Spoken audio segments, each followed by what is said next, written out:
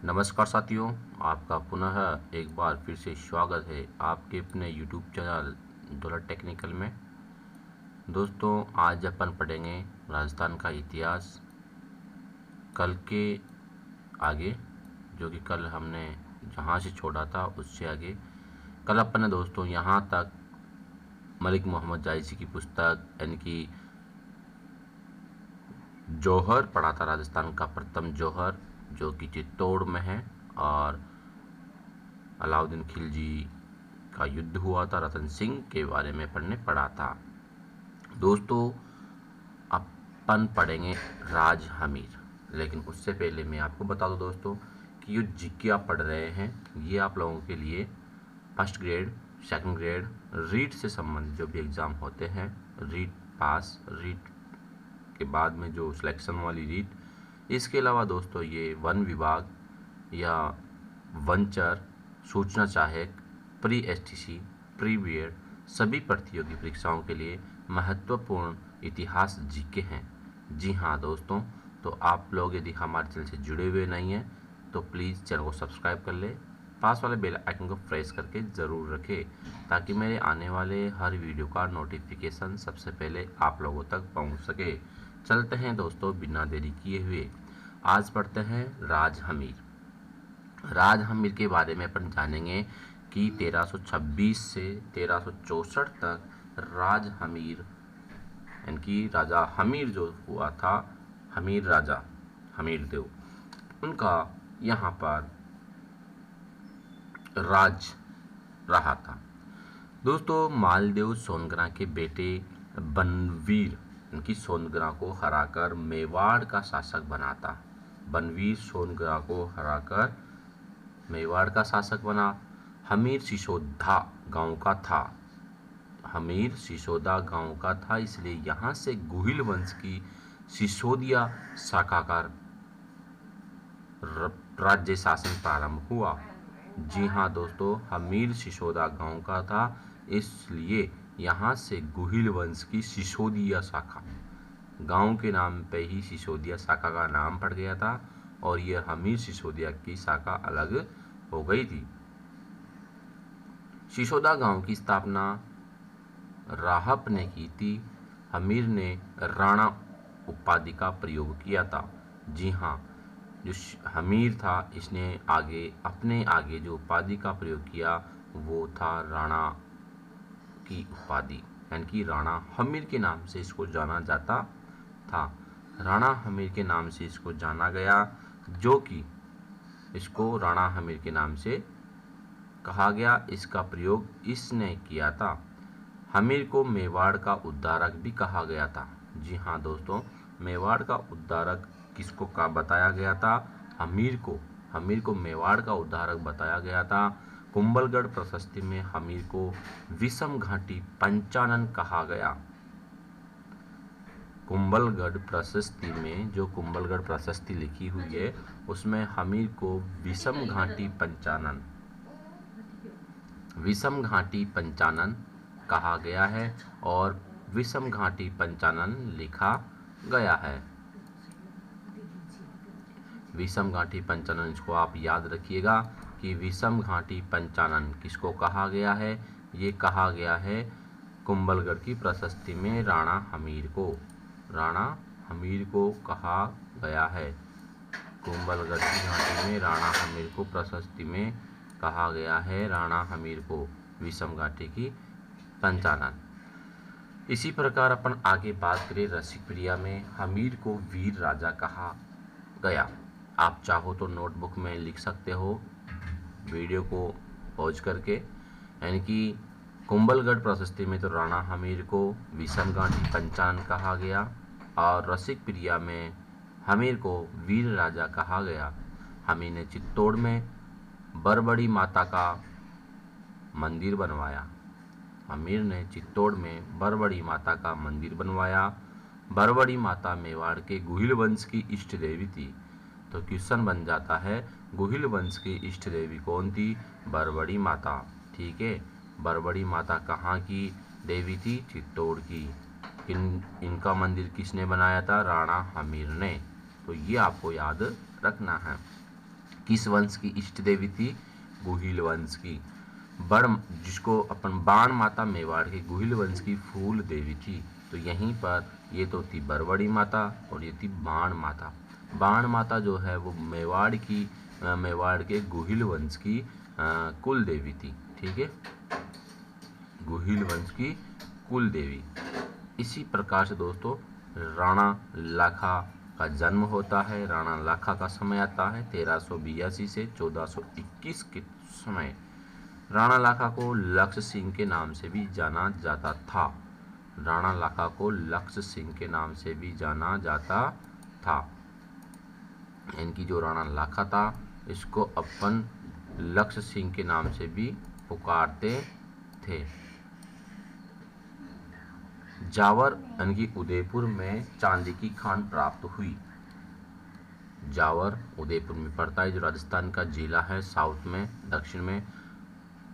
दक्षिण पश्चिम में। उदयपुर में जावर की खानें प्राप्त हुई जिसमें चांदी की खान प्राप्त हुई।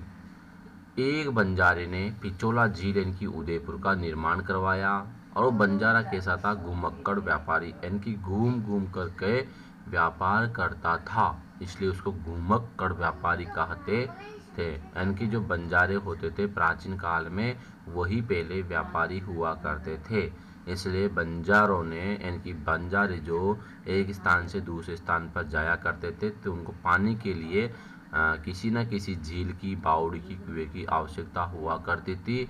तो उसने यहाँ पर क्या किया? एक झील का निर्माण कराया, उसका नाम था पिचोला झील। इसी प्रकार से दोस्तों पिचोला झील के पास नटनी का चबूतरा है। पिचोला झील के पास किसका चबूतरा है? नटनी का चबूतरा, यानी कि यहाँ पर एक नटनी का चबूतरा भी है। पिचोला झील के पास में नटनी का चबूतरा है। अब यहाँ पर कुंभा राणा नकली जो ये है कुंभाहाड़ा नकली बूंदी की रक्षा करते हुए मारा गया।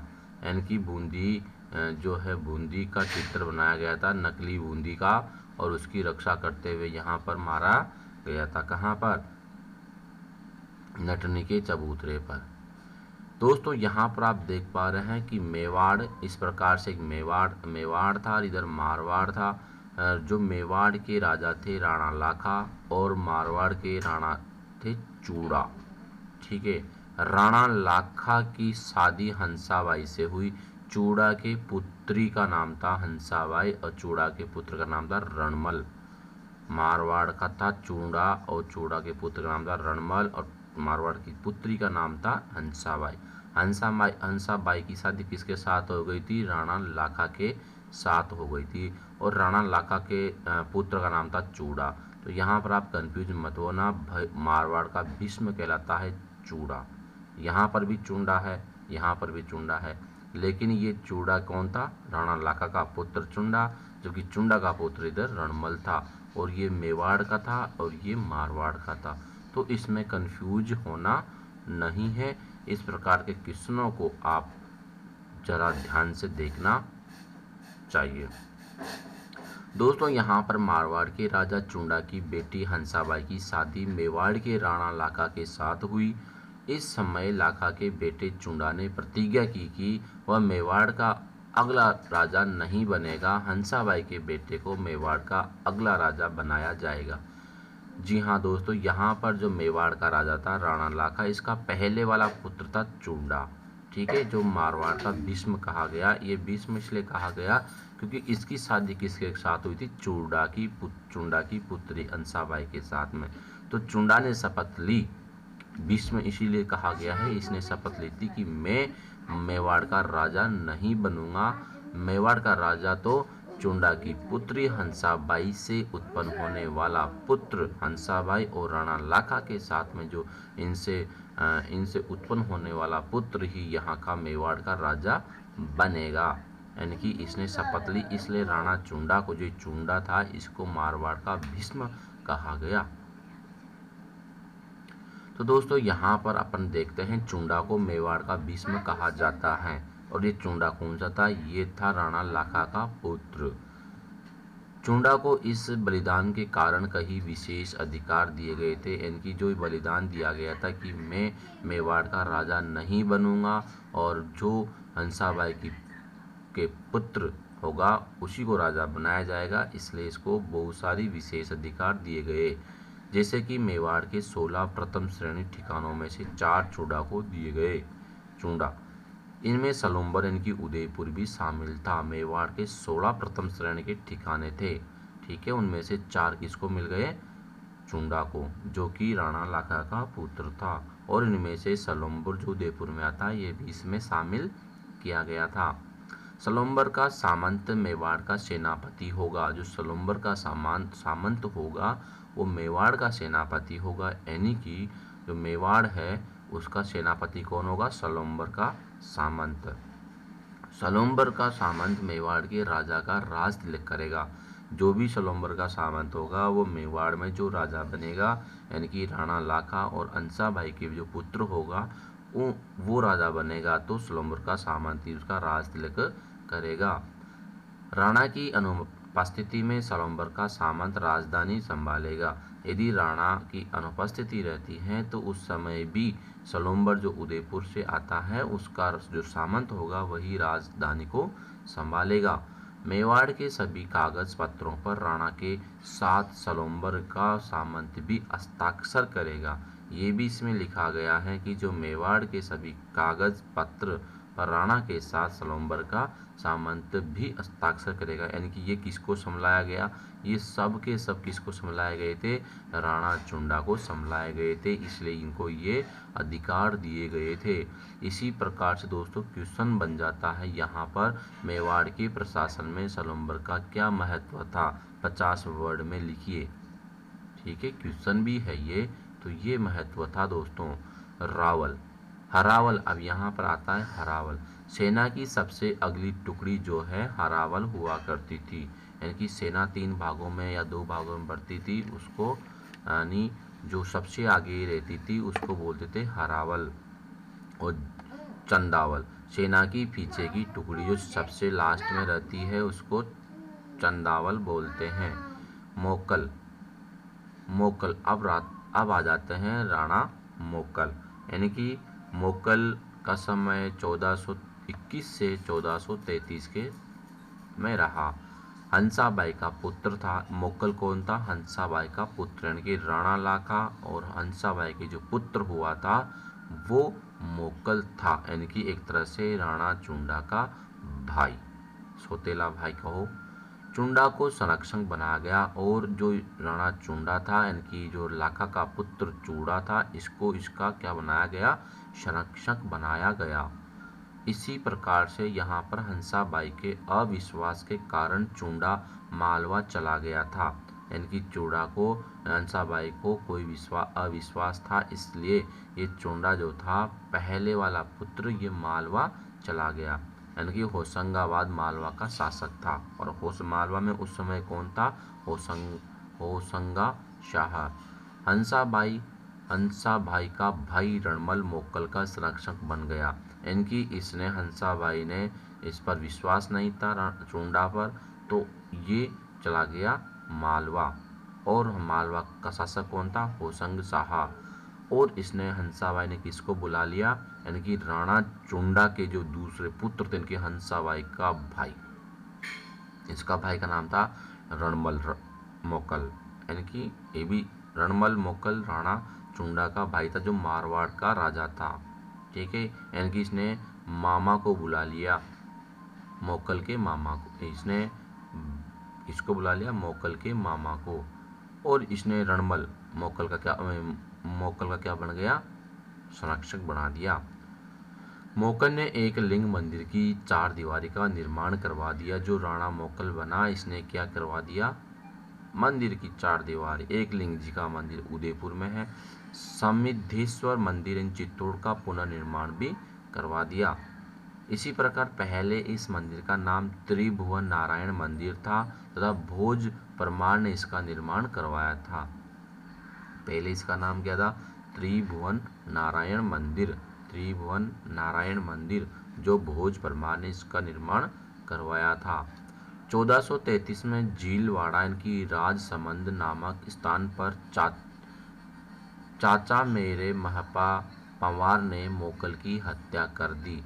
इनकी 1433 में झीलवाड़ा राजसमंद नामक स्थान पर 1433 की बात है और झीलवाड़ा नामक स्थान है, राजसमंद जिला है, जहां पर चाचा मेरा ने क्या कर दिया, चाचा मेरा महपा पंवार ने मोकल की हत्या कर दी। इनकी हंसाबाई के पुत्र मोकल की हत्या कर दी और ये अहमदाबाद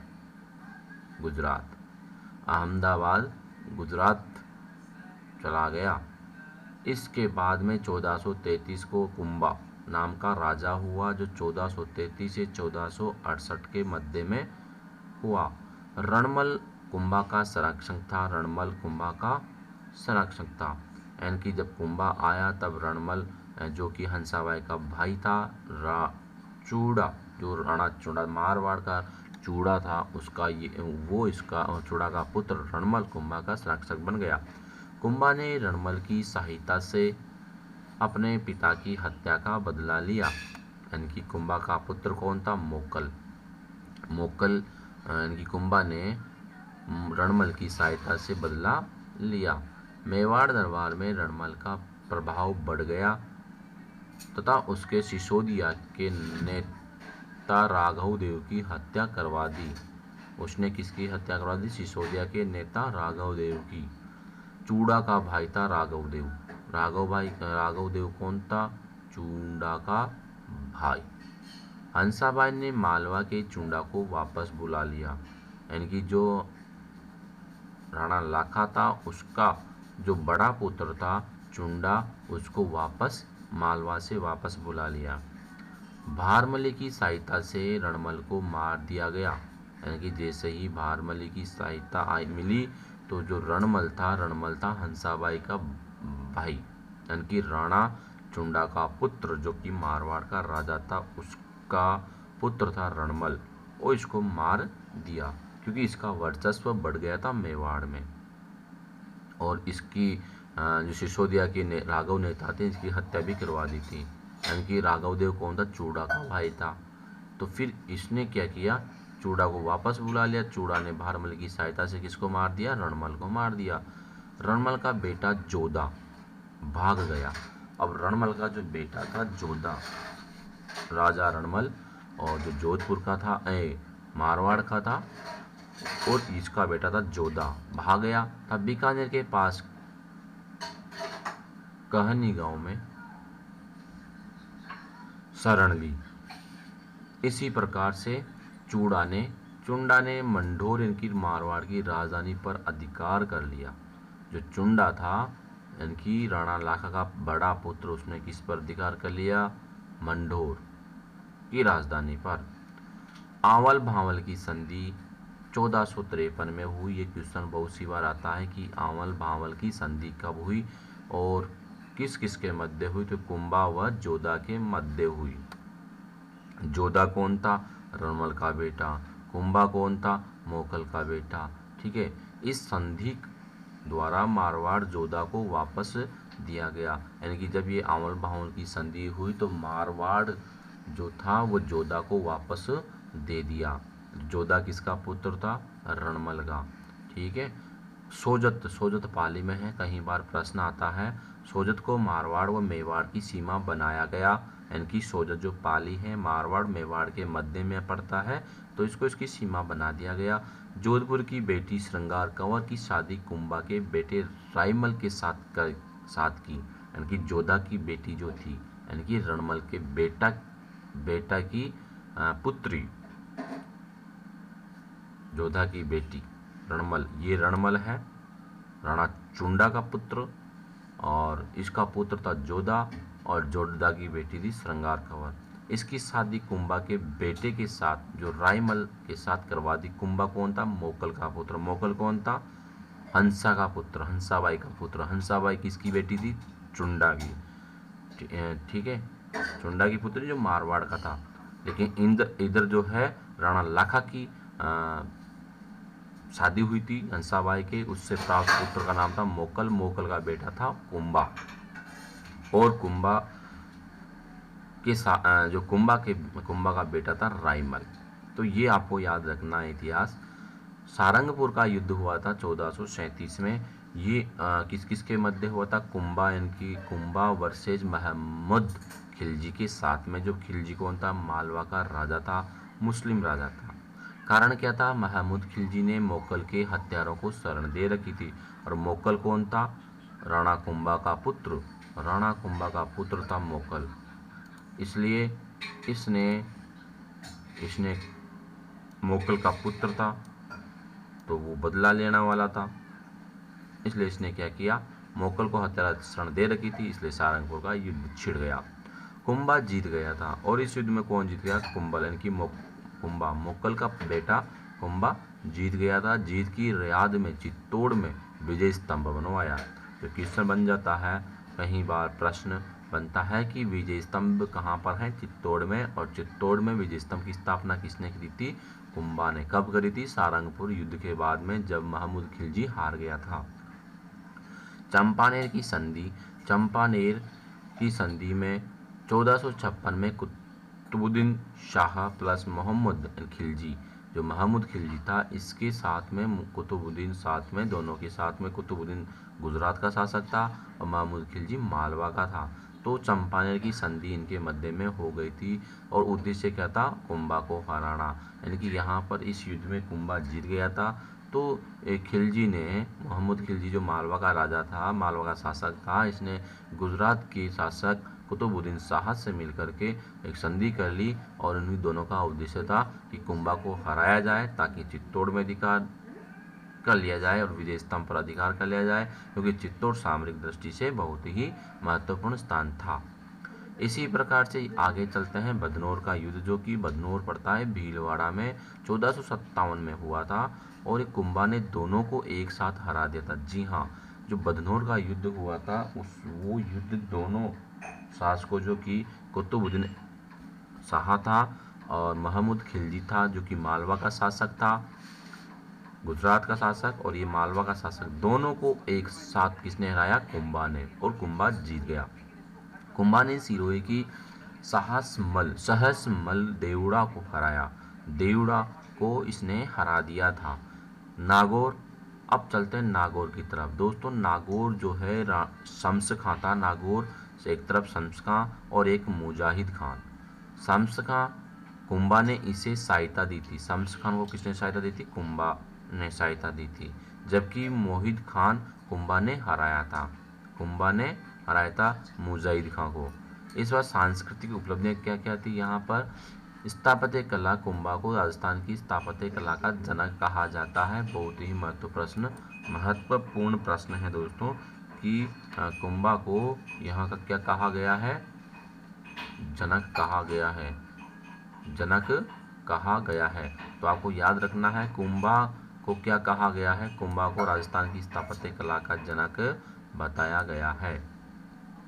तो ये याद रखना है कि स्थापत्य कला का जनक कौन है।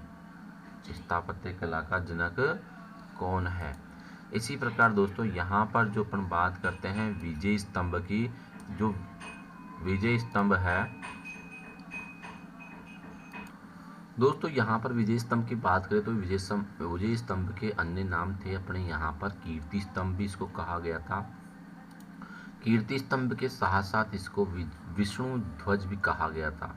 ठीक है, विष्णु ध्वज भी इसका नाम था, और गरुड़ ध्वज भी इसका नाम था। और मूर्तियों का अजायबघर, मूर्तियों का अजायबघर भी इसको कहा गया। भारतीय मूर्तिकला का विश्वकोश।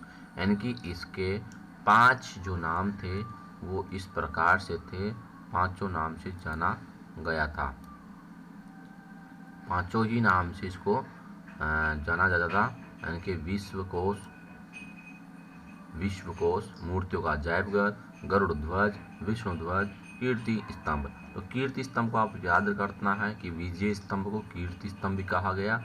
और ये विष्णु ध्वज जो है, विष्णु और विष्णु का गरुड़ जो है विष्णु का क्या है? विष्णु का वाहन है। और ये मूर्तियों का अजायबघर की मूर्ति बनी हुई है। और ये विश्वकोश, भारतीय मूर्तिकला क्या है? विश्वकोश है। इस प्रकार से ये 9 मंजिला इमारत है साथियों। इसमें लंबाई जो है 122 फीट है, चौड़ाई 30 फीट है। ये क्वेश्चन ज़्यादातर छोटी कक्षाओं में आता है, जैसे कि कोई प्री BSTC प्री BEd का एग्ज़ाम देता है, उसमें ये प्रश्न आ सकते हैं। वास्तुकार की बात करें दोस्तों तो इसका वास्तुकार था जेता, पुंजा, पोमा, नापा। तो 4 वास्तुकार हैं, जेता, पुंजा, पोमा, नापा। जेता, पुंजा, पोमा, नापा। तो यहाँ पर जेता, पुंजा कहो, पूजा कहो, पोमा कहो, नापा कहो, पी और इधर पी, 3 में प आ रहा है, तो ध्यान रखना। राजस्थान पुलिस तथा राजस्थान माध्यमिक शिक्षा बोर्ड का प्रतीक चिन्ह भी विजय स्तंभ को ही बनाया गया है। राजस्थान पुलिस की जो वृद्धि है, यह माध्यमिक शिक्षा बोर्ड का जो लोगो है वो विजय स्तंभ को ही बनाया गया है। वीर सावरकर के संगठन अभिनव भारत का प्रतीक चिन्ह था। वीर सावरकर के संगठन अभिनव भारत का प्रतीक चिन्ह था। राजस्थान की पहली इमारत जिस पर डाक टिकट जारी किया गया था वो भी विजय स्तंभ था। ठीक है। जेम्स टोड ने विजय स्तंभ की तुलना कुतुब मीनार से की गई है। दोस्तों कुतुब मीनार दिल्ली में है, जो बख्तियार काकी की याद में बनाई गई थी दिल्ली में। फर्ग्यूसन ने विजय स्तंभ की तुलना रोम के टार्जन टावर से की है, यानी कि रोम जो देश है उससे की गई है। फर्ग्यूसन ये विदेशी है तो नाम भी विदेशी आ जाएगा। जेम्स टोड भी विदेशी है, लेकिन ये इंग्लिश का नाम है जो तुम्हारे समझ में आ रहा है। लेकिन ये कुतुब मीनार कहाँ पर है? दिल्ली में है। और दिल्ली में कुतुब मीनार किसकी याद में बनाई गई थी? बख्तियार काकी की याद में। ठीक है। और जेम्स टोड ने विजय स्तंभ की स्थापना की तुलना किससे की? कुतुब मीनार से। ठीक है। फर्ग्यूसन ने किससे की? रोम से, रोम के टार्जन टावर से। ठीक है। स्वरूप सिंह ने इसका पुनर्निर्माण करवाया। जो विजय स्तंभ था इसका स्वरूप जो वापस पुनर्निर्माण करवाया, किसने करवाया? स्वरूप सिंह ने। विजय स्तंभ की 8वीं मंजिल पर कोई मूर्ति नहीं है। ये 9 मंजिला आकृति है, लेकिन 9वीं मंजिल पर यहाँ पर कुछ भी नहीं है। जो तीसरी मंजिल है उसमें 9 बार अरबी भाषा में क्या लिखा हुआ है? अल्लाह लिखा हुआ है। अल्लाह।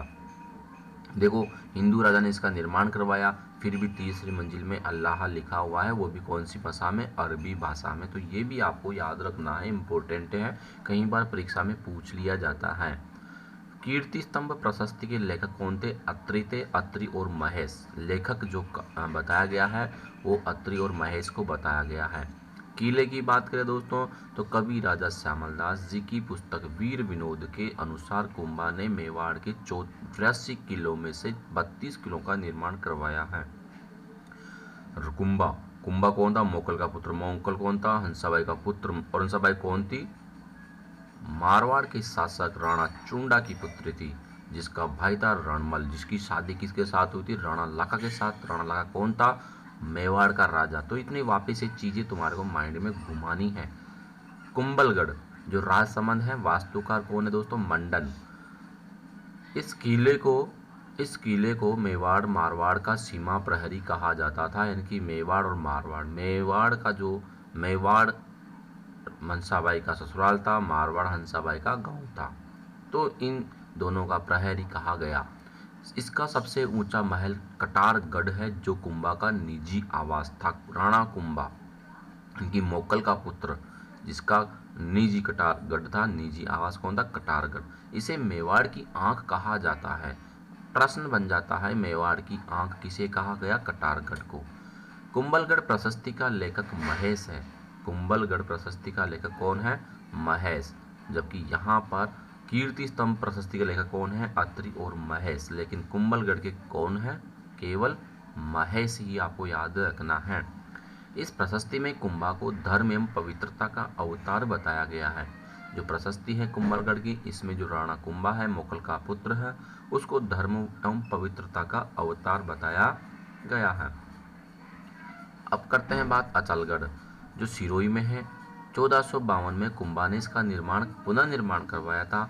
बासंती दुर्ग जो सिरोही में है, मचान दुर्ग, ये मेरों पर नियंत्रण के लिए बनाया गया था। मेरों पर, जो मेर होते हैं ना, उनके लिए बनाया गया था। मेर जनजाति, मेर जो है ये भरतपुर की तरफ पाए जाते हैं, भरतपुर अलवर में। तो इनसे बचने के लिए मचान दुर्ग बनाया था। भूमड़ दुर्ग जो है भील जनजाति पर नियंत्रण हेतु बनाया गया था, भूमड़ दुर्ग। इसी प्रकार चित्तौड़गढ़, अचलगढ़ व कुंभलगढ़ में स्वामी यानी विष्णु जी के मंदिर बनवाए गए।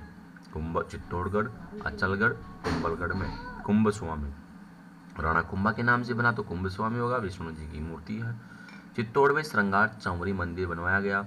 रणकपुर जैन मंदिरों का निर्माण 1439 में धरणक शाह ने करवाया, यानी कि रणक, यहाँ भी रण, यहाँ भी रण, तो धरणक शाह ऐसे याद रखना है आपको। रणकपुर का जो जैन मंदिर है उसका निर्माण किसने करवाया? 1439 में धरणक शाह ने करवाया था। इधर भी रणकपुर, यहाँ पर धरणक शाह, तो याद रखने की ट्रिक है। इनमें जो रणकपुर है, रणकपुर में चौमुखा मंदिर सबसे प्रमुख है। चौमुखा यानी कि 4 मुख है। वास्तुकार देपाक है। रणकपुर के मंदिर का वास्तुकार कौन है? देपाक। और चौमुखा मंदिर में भगवान आदिनाथ की मूर्ति है। इनमें 1444 स्तंभ हैं, यानी कि खंभों की संख्या कितनी है? 1444 है। इसलिए इसे स्तंभों का अजायबघर कहा गया। इतने ज़्यादा खंभे होने के कारण इसको स्तंभों का अजायबघर कहा गया। अब बात करते हैं जैन कीर्ति स्तंभ की। देखो, कीर्ति स्तंभ चित्तौड़ में लगे हैं, जिसको प्रशस्त जो विजय स्तंभ के नाम से जानते हैं। यहाँ पर जैन कीर्ति स्तंभ है, जो 12वीं शताब्दी में जीजा शाह, जैन व्यापारी हैं जीजा शाह, इनकी भगीरवा ने बनवाया था। चित्तौड़ के किले में 7 मंजिला इमारत है। इसे आदिनाथ स्मारक भी कहा जाता है। आदिनाथ को समर्पित है, इनकी जैन समाज का जो भगवान है आदिनाथ, उनको समर्पित किया गया है और ये 7 मंजिला है, जीजा शाह ने बनवाया था। कुंभा का साहित्य क्या क्या है? कुंभा का साहित्य दोस्तों यहाँ पर है। कुंभा एक अच्छा संगीतज्ञ था, वीणा बजाता था, संगीत गुरु सारंग व्यास थे। पुस्तक थी सुधा प्रबंध, कामराज रति सार, 7 भाग हैं। संगीत सुधा, संगीत मीमांसा, संगीत राज के 5 भाग हैं। पाट्य रत्न कोश, गीत रत्न कोश, नृत्य रत्न कोश, वाद्य रत्न कोश, इस प्रकार से। दोस्तों, ये क्वेश्चन कई बार पूछा गया है ग्रेड 2 फर्स्ट में, और यानी कि इनमें से ऑप्शन दे देता है क्या है, फिर उनमें से कौन सा नहीं है ऐसे पूछता है। तो आपको ये याद रखना है, सुधा प्रबंध, कामराज रति सार। हमारे भी क्या है 2nd ग्रेड 2016 में ये प्रश्न गलत गया था, हालांकि बाद में इसको ठीक करवा लिया गया था। जयदेव की जो गीत गोविंद पर रसिक प्रिया नाम से टीका लिखी। कुंभा ने सारंगदेव की संगीत रत्नाकार पर टीका लिखी। कुंभा चंडी शतक पर टीका लिखी, यानी कि बाणभट्ट चंडी शतक किसकी है? बाणभट्ट की। कुंभा मेवाड़ी, कन्नड़ व मराठी भाषा जानता था। कुंभा ने 4 नाटकों की रचना की। नाटक कौन कौन से थे वो आगे पढ़ेंगे। कुंभा के दरबारी विद्वान थे कान्हा व्यास। कान्हा व्यास की पुस्तक थी एकलिंग महात्मा थे, यानी कि महात्मा। इसमें ज्ञात होता है कि कुंभा वेद, स्मृति, मीमांसा, उपनिषद, व्याकरण, साहित्य एवं राजनीति में बड़ा निपुण था। मेहा जी थे, जिनकी बुक का नाम था तीर्थमाला। मंडन, जिनकी बुक का नाम था वास्तुसार। देवमूर्ति प्रकरण, राजवल्लभ, रूपनगढ़, को दंडमंड, मूर्ति कला के बारे में, धनुष निर्माण के बारे में इनकी इसमें मिलता है। नाथा, मंडन का भाई था नाथा, जो कि मंडन है इसका भाई था नाथा। उनकी बुक थी वास्तु मंजरी।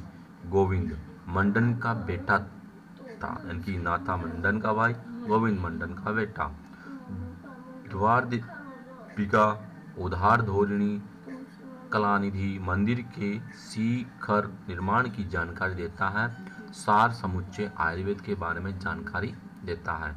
इनके बाद महिला भी थी रमाबाई, जो कुंभा की बेटी थी। अपने पिता की तरह संगीत में रुचि रखती थी। उपाधि भागीश्वरी थी।